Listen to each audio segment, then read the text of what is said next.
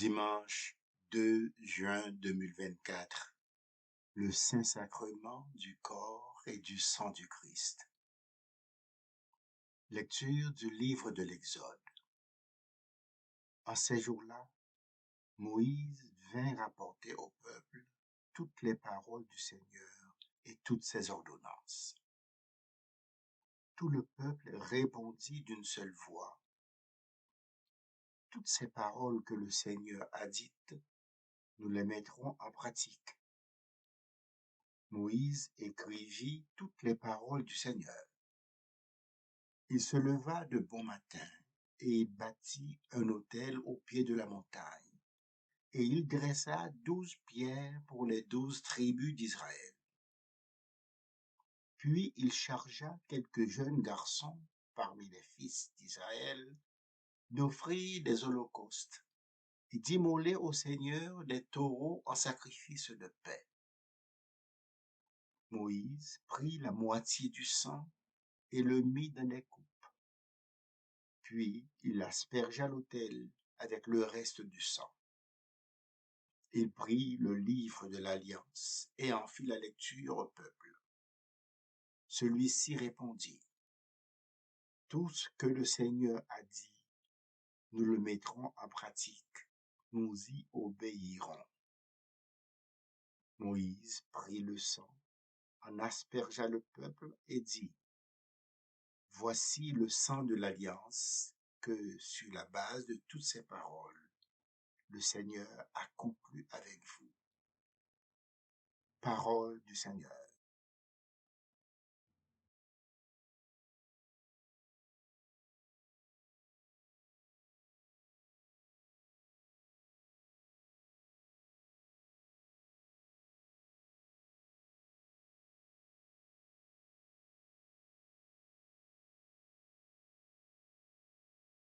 J'élèverai la coupe du salut, j'invoquerai le nom du Seigneur.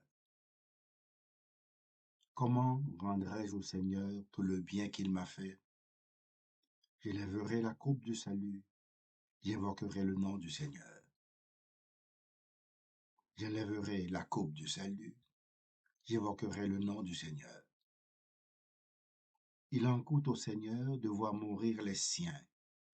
Ne suis-je pas, Seigneur, ton serviteur, moi dont tu prises à l'échelle? J'élèverai la coupe du salut, j'évoquerai le nom du Seigneur. Je t'offrirai le sacrifice d'action de grâce, j'évoquerai le nom du Seigneur. Je tiendrai mes promesses au Seigneur, oui, devant tout son peuple. J'élèverai la coupe du salut, j'invoquerai le nom du Seigneur.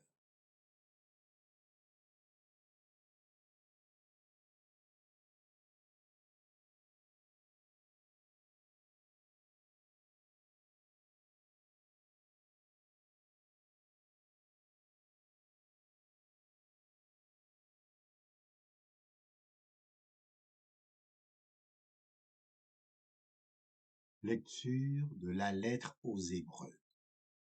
Frères et sœurs, le Christ est venu, grand prêtre des biens à venir. Par l'attente plus grande et plus parfaite, celle qui n'est pas œuvre de mains humaines et n'appartient pas à cette création. Il est entré une fois pour toutes dans le sanctuaire, en répandant non pas le sang de bouc et de jeunes taureaux, mais son propre sang.